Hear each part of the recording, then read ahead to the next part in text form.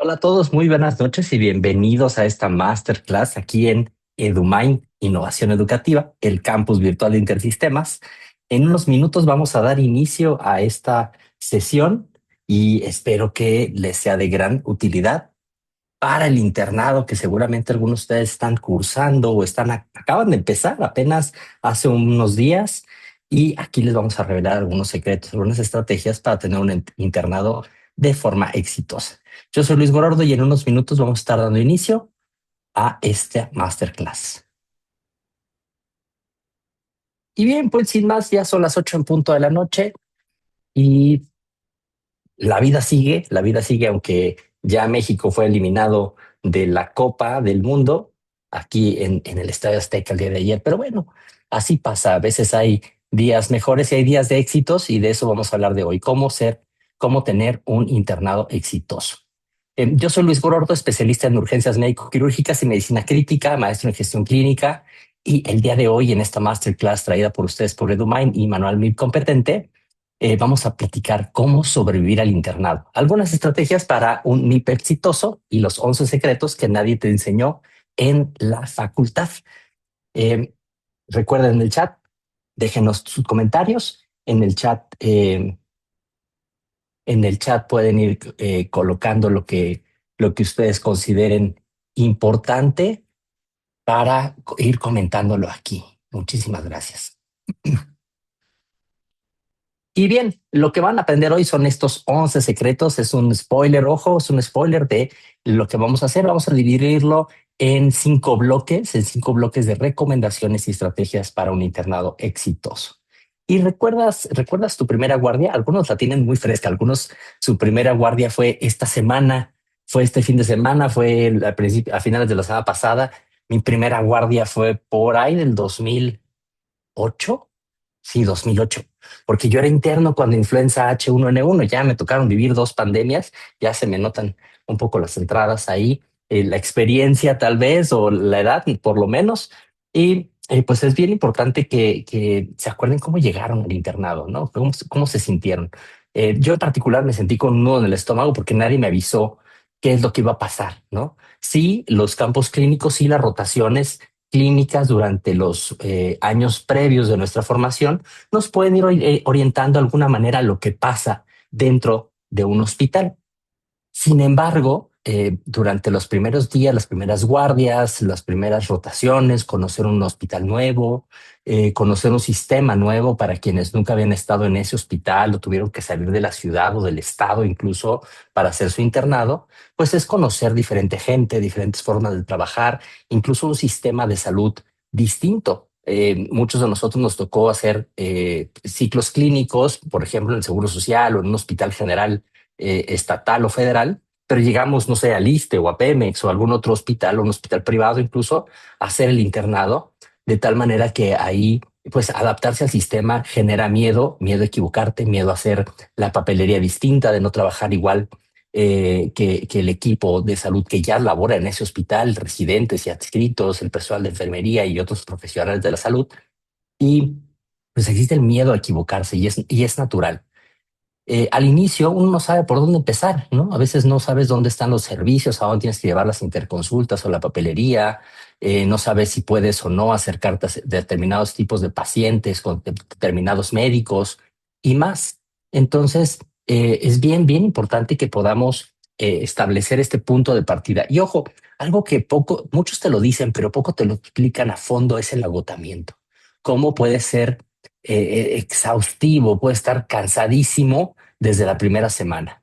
No es lo mismo los ciclos clínicos, que vas unas horas al hospital, que ya pasar noches en el hospital, algunas de estas noches completamente despierto, de arriba para abajo, mucha actividad física, transitando pasillos. Hay hospitales pequeños, hay hospitales inmensos en donde caminamos mucho para llegar de un edificio a otro, por ejemplo, o de un servicio a otro y llevar laboratorios, interconsultas, trasladar pacientes y más.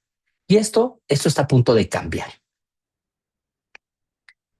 Primer bloque que vamos a ver, y es hablar un poco de la mentalidad y la actitud de un médico interno o una médica interna de pregrado exitosos. El primer secreto es que el internado no es solamente para sobrevivirlo, es para aprovecharlo. Y esto es bien, bien importante porque muchas veces tenemos que cambiar el chip en donde ya no tenemos necesariamente a alguien que nos imparta una clase o una actividad educativa todo el tiempo, que ya no necesariamente está ahí para decirnos cómo hacer las cosas a fondo, más bien nos empiezan, como decimos, a soltar las manos y ya tenemos que empezar a ser protagonistas de nuestro propio aprendizaje, ya no somos víctimas del sistema. Es que en la facultad no me enseñaron, es que en la universidad esto no me lo explicaron, es que mi profesor de cardiología no me enseñó a leer un electrocardiograma, etcétera, ¿no? Eh, entonces, ¿qué tenemos que hacer? Es tomar el papel de nuestro propio aprendizaje. El aprendizaje autogestivo es muy, muy importante y es un momento donde podemos aprovechar el internado. Cada rotación tiene algo diferente que explicarnos, que enseñarnos, aunque no sea nuestra especialidad favorita. Yo recuerdo haber rotado en lo particular. A mí no me gusta atender niños, no me gusta la pediatría y sin embargo hay que pasar ahí 2 meses del internado cuando menos, ¿no? Si no es que también estás en urgencias también te llegan niños y si estás en gineco a la hora de atender partos o cesáreas, te toca también de alguna manera acercarte a los neonatos. Pueden estar tus compañeros que están rotando en pediatría, pero a veces te toca a ti también, ¿no?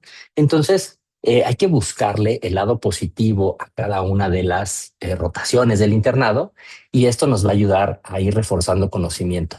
Habrá cosas que tenemos que entender que lo que aprendemos en una rotación nos puede servir para otra. Lo que aprendemos en la especialidad que no nos gusta puede ser aplicable en la especialidad que sí nos gusta, en la especialidad que queremos hacer en el futuro. Por eso siempre que platico con los internos, con los estudiantes de pregrado, les platico que el MIP debe de aprovechar cada servicio del hospital para llegar al ENARM con una ventaja real. El internado es un año formativo, intenso, duro, agotador, pero que tiene muchas oportunidades para aprender. Y por eso una de las estrategias, uno de los secretos es proponerte algo concreto cada semana, algo que aprender diferente e irlo registrando para hacer la diferencia. Una bitácora, por ejemplo, podría ser muy útil de tal manera eh, que ustedes puedan ir diciendo, bueno, aquí llevo mi libreta y lo que estudié esta semana fue esto o vi un caso distinto. Supongamos, no sé, nunca han visto un Guillain-Barré o nunca han visto un paciente con lupus y trombosis venosa profunda que hizo una tromboembolia pulmonar o nunca han visto una paciente obstétrica con abortos de repetición. Todos esos casos que son distintos a los que vimos durante los ciclos clínicos pueden ayudarnos a eh, reforzar el conocimiento. Puede ser una oportunidad para decir no sé y listo, o puede ser una estrategia para decir es un caso que nunca había visto y ahora me toca ir a investigar. Y no solo investigar, me toca ir a preguntarle al residente, si hay residentes, al médico adscrito, al personal de enfermería, al personal técnico. A veces, por ejemplo, en radiología, los técnicos tienen mucha experiencia hablando de las imágenes, de cómo se toman, de qué se ven los artefactos, si es o no es lo que estamos observando. Los químicos en laboratorio de bacteriología, por ejemplo, o en laboratorio clínico, nos pueden ir ayudando a desmenuzar un caso clínico que sea distinto. Por eso, el primer secreto del internado es aprovecharlo, aprovechar cada caso como un espacio de aprendizaje, cada caso como si fuera único, como si fuera la primera vez que lo ves, como si fuera el paciente ideal en el escenario ideal. A veces hacemos el internado en hospitales que no tienen todos los recursos necesarios, hospitales de segundo nivel, que no necesariamente son institutos nacionales y que tienen la vanguardia de la tecnología. Y lo que hay que aprender es cómo lo haríamos cuando tenemos el 100% de los recursos y el 100% de los tratamientos disponibles. El segundo secreto es aprender a equivocarse bien. Y esto es bien importante. Desde los años 90, el famoso artículo Errar es humano cambió el concepto de el médico como un dios que todo lo sabe a el médico como un humano que se puede equivocar, pero que tiene que reconocer el error y aprender del error. Y esto es bien, bien importante.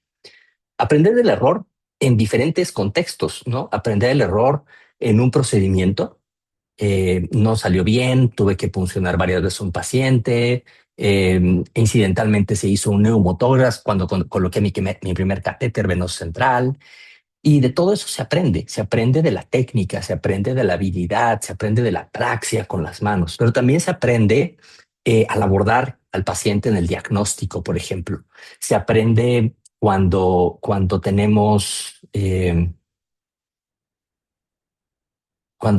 diferentes experiencias que nos ayudan a equivocarnos en el diagnóstico. Por ejemplo, diagnósticos difíciles. Ay, es que yo pensé que podía ser una neumonía de la comunidad. Bueno, tal vez sí era una neumonía de la comunidad, pero tenía un empiema. Y entonces el tratamiento es radicalmente distinto. Un empiema requiere ser drenado con una sonda endopleural, requiere un esquema de antibiótico probablemente distinto al de una neumonía de la comunidad de un adulto previamente sano.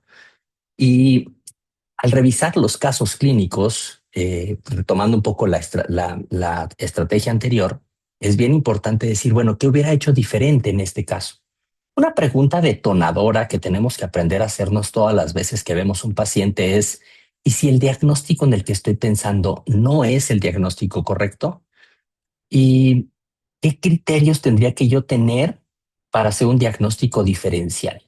O si tuviera otro estudio, ¿cuál le pediría? ¿El estudio más avanzado, el estándar de oro, un estudio complementario que refuerce el diagnóstico?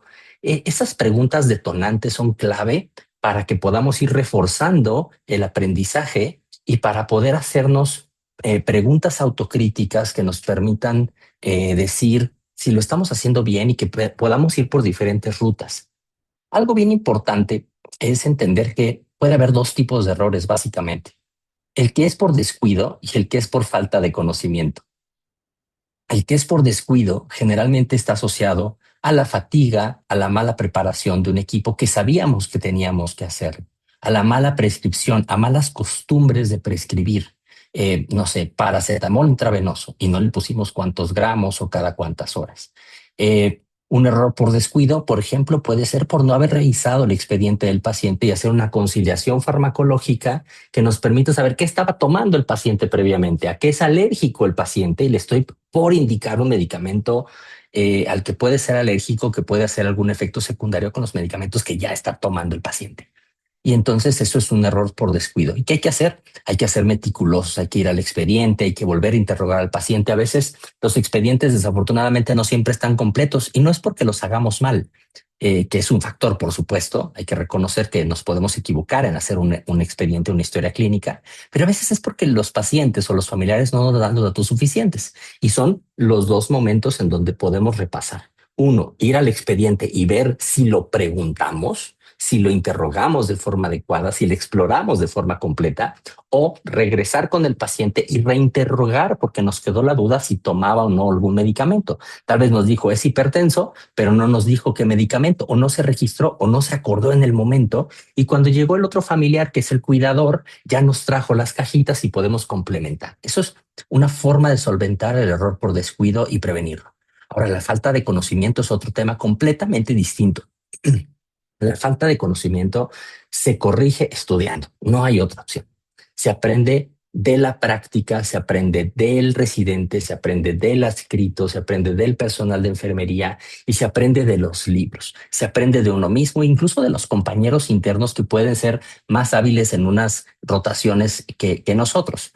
Y es bien importante nunca ocultar error, siempre comunicarlo. A veces con el residente de mayor jerarquía, a veces con un compañero, a veces directamente con el personal adscrito, los especialistas que están ahí con nosotros, y eso se puede convertir en un aprendizaje. ¿Cómo lo habría hecho diferente para que no sucediera lo que sucedió? Un neumotórax, por ejemplo. Durante mi formación como especialista en urgencias, seguramente funcioné inadecuadamente a varios pacientes y hice hematomas o neumotórax, ¿no? Que hubo que aprender del error. Hubo que aprender a saber que existen las complicaciones naturales. El neumotórax se presenta entre el 5 y el 15% de todas las punciones a ciegas no guiadas por ultrasonido. Y en aquel entonces, cuando hice la residencia, el ultrasonido no era algo que estuviera ahí, no era algo que estuviera disponible todo el tiempo para guiar la colocación de un catéter. Entonces, primero hay que saber que existen. Segundo, hay que saber en qué momento se va a presentar, saber reconocerlo y saber corregirlo. Y si no sabemos algo en el proceso, le preguntamos a nuestros residentes de mayor jerarquía o a los médicos adscritos. Recuerden que los mejores médicos no son los que nunca se equivocan, sino que saben hacer cuando pasa. Ellos saben cómo resolverlo. Lo que les digo, estudiar para saber que existen las complicaciones, cuáles son los pacientes que tienen más riesgo de tener las complicaciones de un tratamiento o de un procedimiento o de un diagnóstico, de un estudio, y cómo corregir los errores que se pueden presentar, errores propios, incidentes propios nativos del paciente y otros que nosotros podemos llegar a provocar, ¿no? Recuerden aquí un consejo, una frase importante, que un error bien procesado vale más que 10 casos sin reflexión. Cuando se presenta un error y aprendemos del error, es muy probable que cometamos el error con menos frecuencia que si dejamos pasar el error. Y eso es algo que veo yo en la terapia intensiva con mucha frecuencia. Eh, para bien o para mal, la terapia intensiva recibe a pacientes graves y muchos de ellos vienen a la terapia intensiva por complicaciones de algún procedimiento, por una lesión vascular, por un neumotórax que no se dieron cuenta y el paciente se chocó, por una anafilaxia, porque no revisaron el expediente adecuadamente y vieron que era alérgico a algún medicamento y terminan en la terapia intensiva. Son los menos, sí, existen, pero llegan ahí porque el médico que los vio o la doctora que los vio antes no supo diferenciar el error, no cuidó el error, la prevención del error y no lo detectó a tiempo. Y nosotros estamos viendo en las terapias intensivas la consecuencia de un error de ese tipo. Segunda cosa muy importante, este es el segundo bloque de estrategias, son las estrategias de estudio. Y ojo porque durante el internado, que es un momento físicamente muy agotador, tenemos que tener claro un plan de estudios, mucho más fino, mucho más detallado que lo tenemos durante la universidad. En la universidad no hacemos guardias, tenemos gran parte del día libre, la tarde, tiempo en el traslado, en el transporte público, en la casa, incluso dormimos en nuestra casa, tenemos los fines de semana sin clases. Y en el internado eso cambia, cambia abismalmente. Vamos a estar en el hospital 5, tal vez 6 o 7 días de la semana. Si nos toca la guardia del sábado, pues vamos a amanecer el domingo ahí también. Y entonces el tiempo para estudiar es menor. Por lo que es muy importante estudiar por rotación, no por libros. Y esto es bien, bien importante. Un médico interno cae en la trampa de querer leerlo todo, querer abarcar todo al mismo tiempo. Tienes un año para estudiar todo medicina y ver todo tipo de pacientes y todas las especialidades y te estresas, terminas repasando todos los temas como la mantequilla en el pan por encimita. No sirve, el conocimiento no es suficientemente profundo, no llegas al fondo y entonces no aprendes claramente de todas las patologías. ¿Qué es lo que sí puedes hacer? Una buena estrategia es enfocarte en las patologías más frecuentes de cada servicio. El fin de semana antes de empezar la rotación, los últimos días, supongamos que ahorita están rotando en ginecología y el próximo bimestre van a rotar en pediatría. Bueno, pues el último fin de semana pueden preguntarle a sus compañeros que ya pasaron por pediatría y preguntarles, oye, ¿cuáles son las patologías más comunes que viste? ¿Cuáles fueron los casos más raros, los más retadores? ¿De qué se mueren los pacientes en tu rotación? ¿De por qué llegan a las urgencias de tu rotación? ¿Por qué llegan a la consulta externa de tu rotación? Y entonces empezar a repasar esos temas.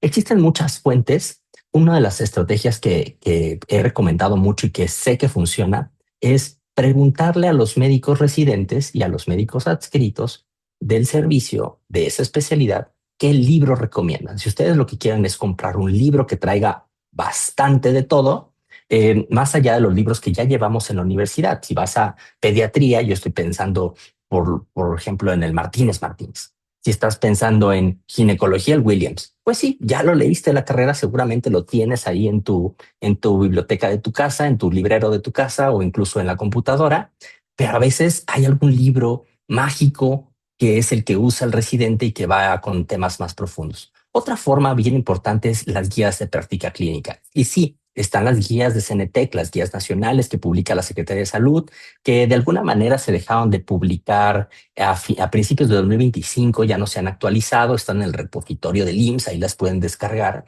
y las pueden traer en PDF, en el celular, en la tablet o en la computadora. Pero también hay guías internacionales y hay muchos hospitales, más porque, como les digo, las guías de práctica clínica mexicanas pues ya no están al día, la mayoría, que lo que recomiendan es leer alguna guía de alguna sociedad u organización internacional. Ejemplos, si van a leer sobre diabetes, tienen que leer las guías de la ADA, la American Diabetes Association. Y estas guías se publican por diferentes temas, tipo 1, tipo 2, uso de insulinas, hipoglucemiantes, dieta, ejercicio, etcétera, etcétera. De ahí pueden descargarlas. La mayoría de las guías de práctica clínica de todas las organizaciones son gratuitas y hay buscadores de guías de práctica clínica, Clinical Guide Alert, por ejemplo, o directamente en Google o en PubMed pueden buscar guidelines y el tema que ustedes quieran y descargarlas ahí. También hacer algoritmos, tener flujogramas o casos cortos. Pueden practicar con simuladores especializados, ¿no? Por ejemplo, ManualMip, ustedes entran a la plataforma y ponen simulador de tal materia, de tal especialidad, y entonces tienen casos clínicos con retroalimentación que les pueden ir guiando. Eh, consulten esas fuentes.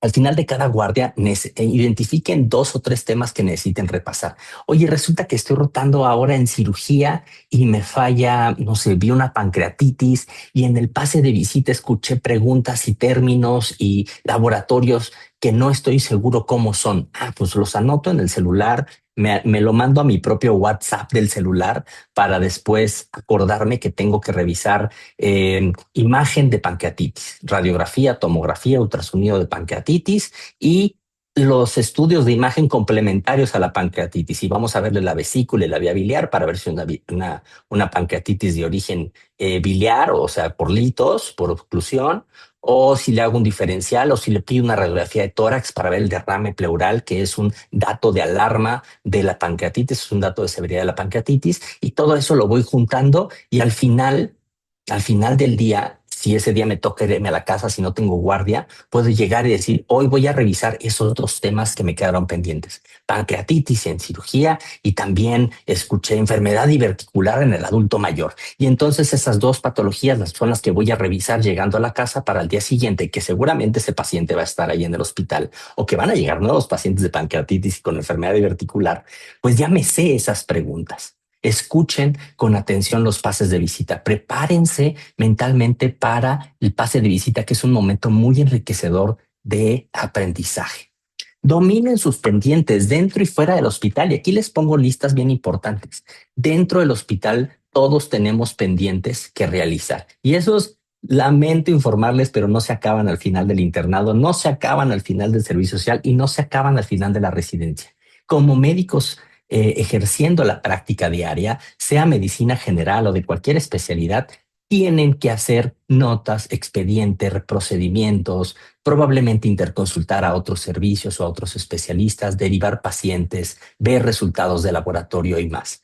Entonces, es bien importante que ustedes se organicen. Hay a quienes funciona tener un celular con un montón de recordatorios y alarmas, hay a quienes les funciona una aplicación que tenga un espacio para hacer notas, hay a quienes les funciona una libretita en una mochila bandolera aquí a un lado y más. Entonces, con eso ustedes pueden tener un sistema de organización. Pueden, a mí me sirve, por ejemplo, ponerles signos de interrogación y signos de exclamación a las cosas. Y si tiene más signos de exclamación es porque es más urgente, porque tengo que hacerlo primero y lo voy tachando de la lista o lo voy palomeando de que ya está. Y los signos de interrogación los dejo hasta el final como, bueno, si no lo hago hoy no pasa nada, no es urgente, es un estudio, algo que tengo que avisarle a alguien, no sé, es un pendiente menor que puede esperar uno o varios días. También utilizo mucho el celular con recordatorios en el calendario. El calendario le pongo ahí, recuérdame para tal día, para tal hora, o se lo dicto al asistente virtual del celular, asistente de voz, y le digo, oye, no voy a decir el nombre porque se va a activar. Recuérdame mañana a tal hora mandar este estudio o pedirle interconsulta cuando salga el resultado de la tomografía. Y así puedo tener un sistema de recordatorios en el celular que va a vibrar, que a veces se liga a mi reloj y que entonces yo puedo decir, ah, sí tengo que hacer esta cosa y ya es momento de hacerla, ya no puedo esperar más. Y los pendientes fuera del hospital son muy importantes.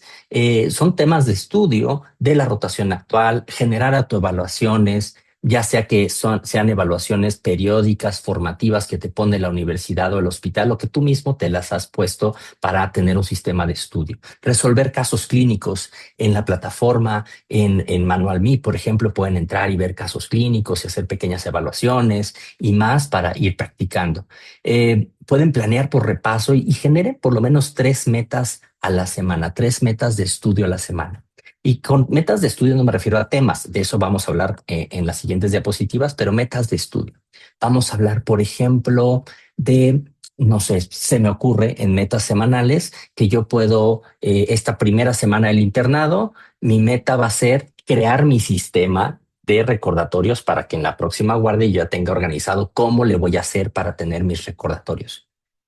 Algo que sucede es que uno aprende de lo que le funciona a los demás. Cuando yo llegué al internado, los residentes que estaban ahí en el hospital ya tenían un sistema, un pizarrón en el área donde todos hacemos las notas y las indicaciones, y al final del turno todo el mundo llegaba, le tomaba una fotografía y se lo llevaba a su casa. En su casa pues estaban las patologías, los diagnósticos, los laboratorios, y que eso les servía para en casa organizarse. Y hay quienes de eso lo pasaban a una libretita o lo pasaban a sus notas del iPad, etcétera, etcétera, ¿no? Entonces, una meta de la semana podría ser crear tu propio sistema de estudio, ¿no? Comprar el libro tal. Mi meta esta semana es ir a comprar el libro que necesito para estudiar. Es descargar la aplicación que me recomendaron para interpretar antibiogramas. Esta es la guía de antibióticos. Entonces, descargarla. Esas son mis metas por semana. Y la regla de los 20 minutos. Quinto secreto para un MIP exitoso. Ojo que durante la guardia es importante tener momentos de repaso activo. Siempre, siempre, siempre hay momentos de pausa en la guardia, momentos en donde parece que el hospital se detiene por unos minutos y es más valioso leer, estudiar, revisar un flujograma, un algoritmo de diagnóstico y tratamiento, la farmacología de un medicamento que hace mucho lo vi en la carrera, pero ya no me acuerdo cómo funciona, ya no me acuerdo cuál es la dosis. No usamos todos los medicamentos todo el tiempo y cambian mucho los fármacos utilizados de rotación a rotación. No son las mismas las dos pediátricas que en ginecología, que en medicina interna con adultos mayores que tienen falla renal, ¿no? Y entonces pueden irse a agarrarse un libro de farma o agarrarse, leerlo en internet, obviamente de fuentes confiables. No le pregunten a doctor Google, busquen un libro de farmacopea adecuado y repasen ahí esos 20 minutos. Y si en el hospital ustedes cuentan con equipos de cómputo, a veces les permite descargar e ir haciendo sus carpetas y se las van incluso heredando por rotaciones, ¿no? Vale más la pena esos 20 minutos de repaso activo con preguntas, es decir, de este algoritmo me quiero llevar cuál es el tratamiento de elección, cuál es el tratamiento de segunda línea, cuál es el tratamiento en caso de alergias, cuál es la cirugía que está indicada, cuáles son los hallazgos radiológicos característicos clásicos de esta enfermedad. Esa pregunta les va a ayudar a que cuando lleguen a ese conocimiento, el conocimiento se fije y no lean toda la paja, sino ir a buscar cuál es la respuesta específica de esa pregunta que se hicieron un minuto antes de empezar a estudiar los otros 19 minutos. Y les aseguro que esos 20 minutos valen oro. Es mejor estudiar esos 20 minutos que cuando llegamos a casa cansados, que no hemos cenado, que nos queremos bañar, que nos queremos dormir y todavía queremos empujarle al cerebro 2 horas de estudio de un tema completo, ¿no? Eso no les va a beneficiar. Pueden hacer esta técnica de los 5 sesiones de 20, 5 por 20 se llama Pomodoro. Es una técnica muy utilizada para sesiones largas de estudio. Por ejemplo, cuando se avecina un examen al final de la rotación. Ya saben que al final de la rotación de medicina interna, los residentes de medicina interna, el R1, tiene la obligación de ponerles un examen que se la va a dar al adscrito, que es el profesor de la rotación, y que con ese les van a calificar la rotación. Bueno, si ya sabes que va a llegar dentro de 1 o 2 semanas, vale la pena hacer un plan de estudio diario. Y esta técnica de Pomodoro funciona de esta forma. La explico muy rápido para que se la graben. Estudias 20 minutos continuos. También las puedes hacer sesiones de 15, pero la mayoría de las veces, según neurociencias del aprendizaje, aguantamos 20 minutos de atención plena y después de eso vamos a descansar 5 minutos. De esos 5 minutos es pararnos, podemos poner algo sobre el libro para no ver más texto, podemos ir a la cocina, tomar un vaso de agua, etcétera, etcétera. Vamos al baño, nos lavamos la cara, nos sentamos otros 20 minutos. Y así sucesivamente, 20 minutos de estudio activo por 5 minutos de descanso. Al final de 5 sesiones tendrán 100 minutos efectivos de estudio, poco más de 1 hora y media, y se habrán ganado de 30 a 45 minutos de descanso continuo, en donde cierran los libros, cierran la computadora, apagan el iPad y se ponen a hacer lo que ustedes quieran. No sé, un capítulo de la serie que están viendo. tener las herramientas correctas. Este es un secreto bien, bien importante que muchos empiezan a conocer. No solo tener descargadas las guías de práctica clínica, no solamente tener el libro ahí en la biblioteca del hospital, tener ahí a la mano una herramienta que le sirva. Nosotros, desde hace más de 12 años, este libro nace por ahí del 2011, 12, si mal no recuerdo, ya tiene 15 años con nosotros. Estamos en la edición en la edición número 4. Vamos por la siguiente, que se actualiza constantemente. Es un libro vivo. Quiere decir que ustedes lo adquieren en papel, se lo llevan a la guardia, se lo llevan en la mochila. Esta es la edición 2026, pero además tienen una app en el celular que se actualiza con frecuencia con los temas más nuevos, con las nuevas guías de práctica clínica, con las nuevas referencias, y siempre tiene una estructura clara, una viñeta clínica que les ayuda a entender, una introducción a un caso, que es lo que estamos viendo aquí en el app, y que además aquí pueden tomar notas, pueden ponerse recordatorios, pueden subrayar, pueden exportar las notas a otro lado y muchas otras cosas más que estas aplicaciones tienen. Y así como esta herramienta para el internado, hay herramientas para todas las etapas de nuestra formación. Recomendaciones, adquirirlo, por supuesto, y al final a todos los que se queden hasta la última diapositiva les vamos a regalar un descuentazo para que lo adquieran en las siguientes 24 a 48 horas. Va a estar vigente nada más para todos los que nos acompañan el día de hoy aquí en la masterclass. El siguiente bloque es un bloque muy interesante, es hablar del trabajo en equipo, porque el internado uno no lo hace solo. Si tienes la fortuna de hacerlo con tus compañeros de la universidad, está padrísimo. A mí me tocó hacerlo muy distinto. En aquel entonces tuve que salir de la ciudad donde vivía, venirme a vivir a otra ciudad y solo éramos 3 personas de la universidad y el resto de los compañeros no los conocía, ¿no? Pero sí es una gran ventaja tener a tus compañeros con los que has cursado muchas materias, a veces varios años, varios semestres de la carrera, que te acompañan, que saben cómo eres, qué te gusta, cuáles son tus ventajas, tus desventajas, y tú los conoces de igual forma. Ay, este cuate es bien bueno en pediatría, ay, ella es bien buena en gineco, ay, aquella es bien buena en cirugía. Y entonces ahí te vas apoyando. Ay, él es muy hábil con los procedimientos. Ay, ella es muy hábil con los procesos de diagnóstico. Y eso es súper importante. Ningún médico interno sobrevive solo y el equipo es el mejor recurso. Construye las alianzas desde el primer día del internado. Preséntate. Hola, yo soy Luis, vengo de la universidad tal, mi rotación favorita va a ser esta, pero yo creo que podemos ser buen equipo, váyanse a desayunar juntos cuando se pueda, comer, cenar, hacer actividades fuera del hospital funciona muy bien para generar un vínculo entre tus compañeros. A veces en las rotaciones hay hospitales en donde los compañeros con los que entras vas a ser los mismos compañeros que rotan en bloque. Hay hospitales que los van revolviendo, hay hospitales que los revuelven por universidad, por tamaño de los servicios, por áreas, etcétera. Y eso te puede ayudar a crear grupos de estudio por rotación con responsabilidades claras. Oye, a ti te toca, vamos a ponernos de acuerdo aquí saliendo del turno, y el que está de guardia no le toca traer nada, pero a los demás nos toca traer de aquella pancreatitis que se nos hizo difícil. Tú te vas a traer las imágenes, tú los laboratorios, tú la clínica, tú el tratamiento, tú la reanimación hídrica, tú si requiere o no antibiótico la pancreatitis y tú las indicaciones quirúrgicas si es que las tiene.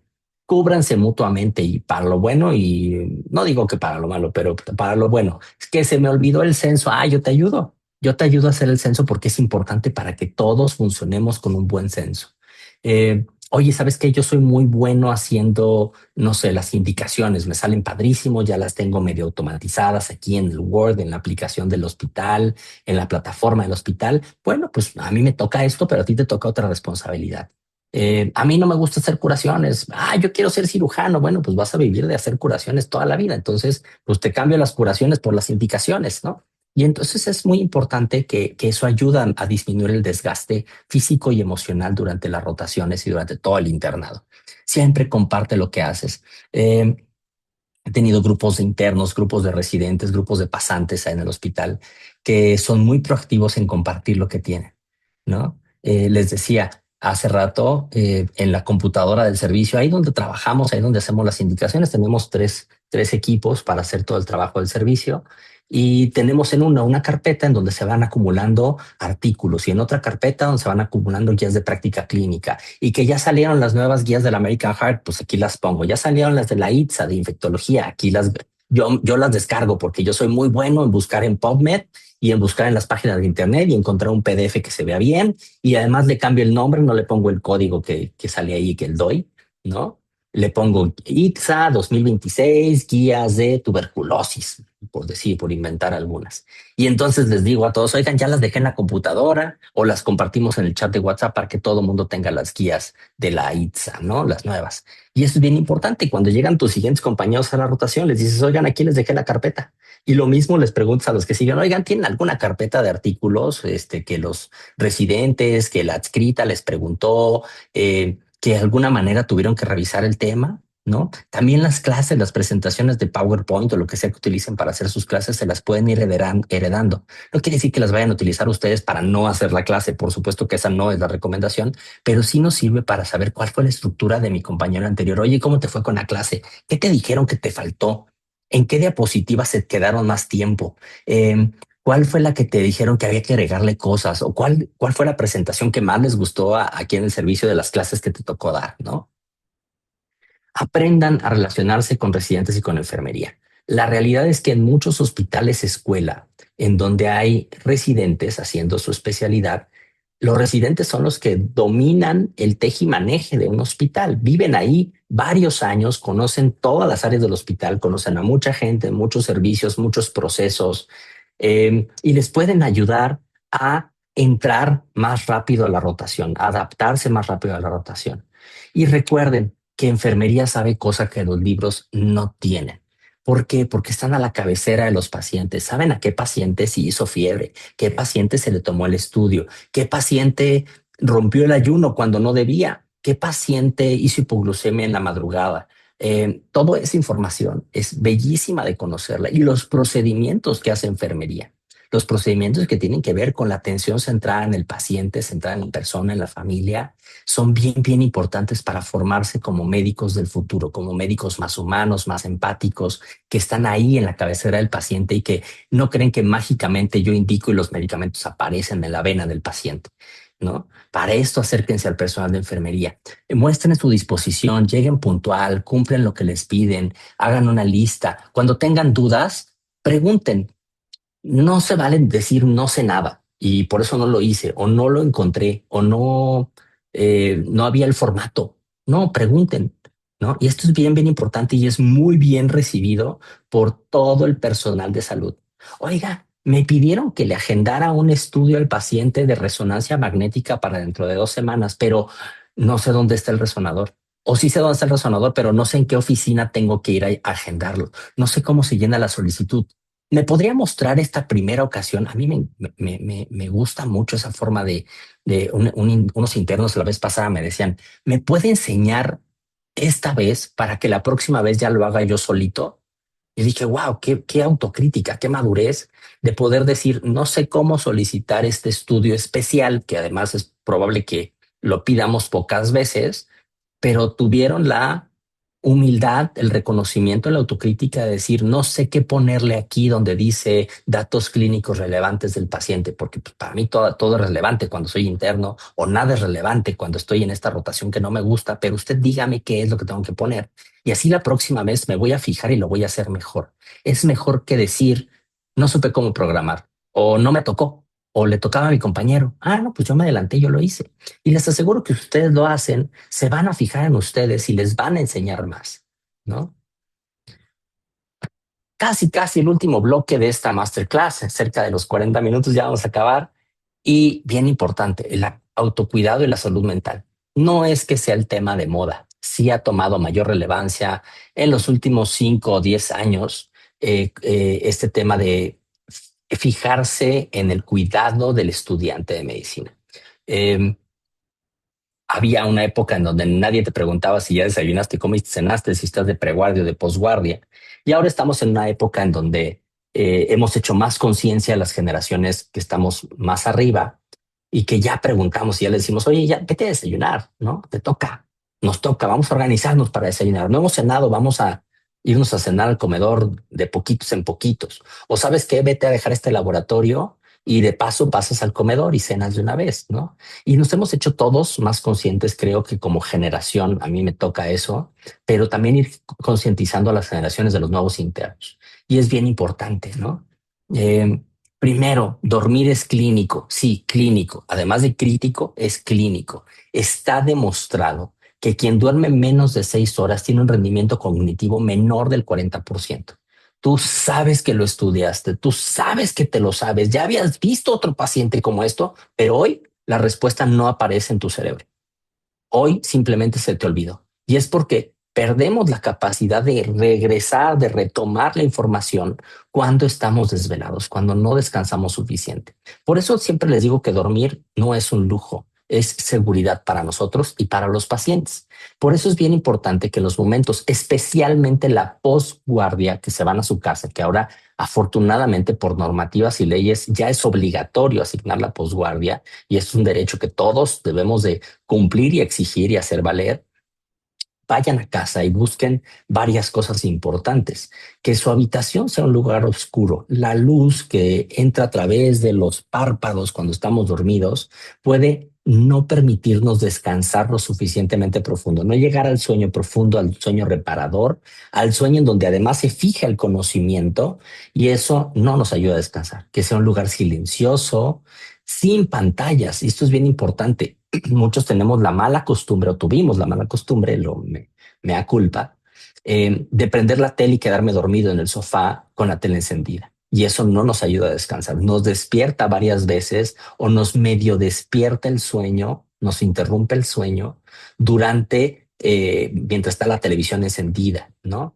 Y no pantallas antes para bajar la estimulación, ¿no? Hacia el cerebro a través de la vía visual y eso nos permite llegar a un sueño más rápido, más profundo y más reparador.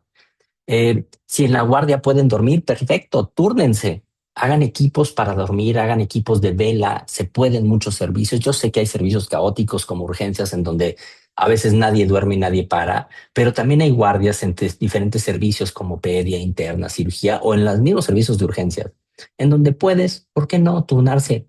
De las 12 a la 1 le toca la mitad, de la 1 a las 2 le toca otro cachito y esos pedacitos de sueño ayudan a caer profundamente, ayudan a reparar, ayudan a tener energía para terminar la guardia y les aseguro que son más efectivos para la atención desde el nivel del rendimiento cognitivo que una taza de café o peor aún, una bebida energetizante, ¿no? Eh, Cuando el internado te pesa en la parte emocional, y esto es bien importante, ya hay muchísimos estudios sobre desgaste profesional, mejor conocido como burnout, que tiene diferentes formas de presentarse. Algunas señales de alerta que tenemos que fijarnos nosotros, incluso también en nuestros colegas, en nuestros compañeros internos y residentes. Irritabilidad constante, pérdida de la motivación y errores repetidos, ¿no? Esas son bien importantes. Algunas personas dicen estar cansadas y no poder dormir. El insomnio es un dato de alarma. Y por supuesto la despersonalización, la falta de empatía, la falta de ganas de conocer al paciente, tratar otro expediente en vez de otro caso interesante, tratar otro número de paciente en vez de a otra persona que está sufriendo enfermedad y que está confiando como nosotros, con nosotros como médicos internos, residentes o especialistas, que es bien importante. ¿Cuáles son las estrategias que están probadas que sirven para disminuir el burnout y que estadísticamente están ahí y que sabemos que funcionan? Actividad física leve, de 15 a 20 minutos de ejercicio todos los días, 6 días a la semana, un día de descanso, por supuesto, y es bien importante, ¿no? Puede ser que de posguardia lleguen, duerman y después hagan un poco de ejercicio y se bañan, ¿no? O llegan, se bañan, duermen y después hacen un poco de ejercicio y se dan un regalazo después. 15, 20 minutos. Puede ser caminar en el parque, darle la vuelta a la manzana. Si tienen un gimnasio cerca, se vale. Rutinas de desconexión es súper, súper importante. Durante 1 o 2 horas al día en mi tarde, no voy a hablar del hospital, no voy a hablar del internado, no voy a revisar los chats, no voy a ponerme a descargar artículos para seguir estudiando. Vamos a hacer una pausa académica, que también es una pausa emocional para nosotros. Y ojo, las personas que están fuera del hospital son valiosísimas. Están familia, pareja, algunos tienen hijos, los roomies con los que viven. Hacer esta convivencia extrahospitalaria con tus mismos compañeros y con gente que no tiene nada que ver con el internado es muy, muy importante para reactivar esa conexión con el mundo real que se puede borrar un poco durante el internado. Y por supuesto, pedir apoyo es inteligente, es de médicos, es de profesionales, es de seres humanos. Hablen con los colegas, hablen con su tutor, hablen con la universidad. Hay universidades que tienen líneas de apoyo emocional y que es importante que ustedes se puedan comunicar a estos espacios y tengan una visión al futuro. El último secreto para cerrar esta masterclass es recordarles que el internado solo es una etapa, pero no es el techo. Es un trampolín que nos va a ayudar a brincar a lo que sigue. Nos va a ayudar a brincar, pero llevándonos una bolsa de conocimientos nuevos, de experiencias nuevas, de habilidades de práctica nueva. Tal vez en el internado intubo a mi primer paciente, tal vez intubo al único paciente que voy a intubar porque me voy a dedicar a la medicina general, a la administración en salud, al emprendimiento, a un consulto, a una especialidad que tenga un consultorio y que no vea pacientes intubados, pero ya tengo el conocimiento para el futuro.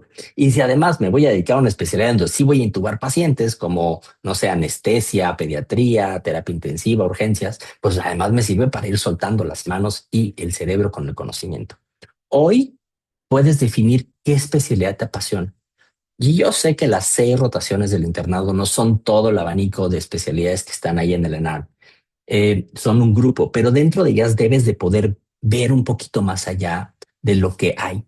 En medicina interna puedes ver la neumología, la neuro, la cardio, gastro, etcétera, ¿no? Y entonces te puedes pegar más a esos pacientes o al adscrito que le gustan esos pacientes, aunque sea internista o sea directamente el gastroenterólogo. Y puedes pedir permiso para entrar a la endoscopía o a la colonoscopía del paciente, o puedes acompañar al paciente al gamagrama para ver qué tiene en el pulmón y después ir al área de fisiología pulmonar con el adscrito y que te expliquen cómo se hace una espirometría y luego te vas a leer la espirometría y luego regresas al día siguiente a ver otra espirometría de otro paciente para reforzar. Eso te puede servir para perfilarte hacia una especialidad.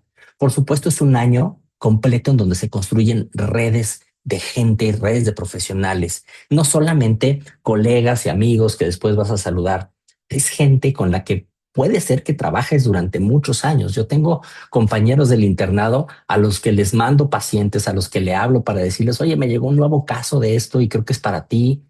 Tengo amigos del internado que hacen lo mismo, que me mandan pacientes, que me piden interconsultas dentro y fuera del hospital donde tengo el gusto de trabajar y vas aprendiendo cosas diferentes, ¿no? Es súper importante construir esta red. Esta red te puede abrir las puertas para entrar a una especialidad, para entrar a una maestría, otro posgrado o para hacer un emprendimiento en salud como poner tu propio consultorio. Al terminar, recuerda que después del internado viene el servicio social. Es un año intensivo para prepararte para el ENARM, pero ya vas a tener una base clínica, una base de conocimientos, un lugar de donde leer, un archivo en tu computadora con un montón de guías y otros artículos que estudiar para tener un plan de estudio sólido durante el año de servicio social, que muchas veces estamos solos completamente en un centro social comunitario, en un centro de investigación, en un hospital por allá perdido de la mano de Dios. Y es bien importante llegar con bases sólidas para poder organizarte en la gestión clínica y en la gestión del estudio. Y estos fueron los 11 secretos de un médico interno o médica interna de pregrado exitoso o exitosa. Recuerden, los voy a puntualizar. El internado no es para sobrevivirlo, es para aprender. Hay que aprender a equivocarse bien, reconocer el error y aprender del error es súper importante. Estudia por rotación, no quieres estudiar todo el internado. Estudia, pregúntales antes de la rotación a tus compañeros que ya pasaron por ahí, cuáles son los patologías más comunes, las causas de mortalidad, las causas de consulta en esa rotación y estudienla. Dominen sus 2 listas de pendiente dentro y fuera del hospital. Regla de los 20 minutos por guardia. Estudien 20 minutos del tema que les gustó del día de la patología que no supieron contestar las preguntas en el pase de visita. Tengan las herramientas correctas como MIP competente, que es libro, aplicación y web para tenerlo en todos los dispositivos. Tu equipo es muy importante. Recuerda, hacer equipo, hacer sinergia es súper, súper importante. Las relaciones te abren puertas para hoy, para un internado exitoso y para el futuro. Dormir es súper importante. Traten de dormir 20 minutos por lo menos por guardia. Una siesta es mejor que una taza de café. Y en la posguardia y en las tardes, 6 horas como mínimo, con luz apagada, a oscuras, ventanas, cortinas cerradas, sin ruido y sin pantallas durante por lo menos 30 minutos antes. Cuidar su bienestar emocional y eso incluye reconocerse, pedir ayuda, hacer ejercicio, comer bien, dormir bien. Y recuerden que el internado es un trampolín para el futuro. Muchas gracias por acompañarnos a esta masterclass sobre las estrategias para tener un internado exitoso. Y para todos ustedes que se quedaron hasta aquí, les tengo esta promoción. Normalmente no tenemos este descuento, pero hoy, si ustedes entran al QR que ven aquí en pantalla, aquí abajo, o entran a edumineshop.com, ahí pueden ver Manual MIP competente. El envío está ahí. Podemos también tener promociones de meses sin intereses y es un libro que pueden traer con ustedes en la mochila, con ustedes en el celular, completamente offline. Eso quiere decir que no dependen del internet, de los datos, del internet del hospital, ni de si hay señal o no. Ahí lo descargan y ahí tienen todo el libro en la aplicación y además lo pueden consultar en papel.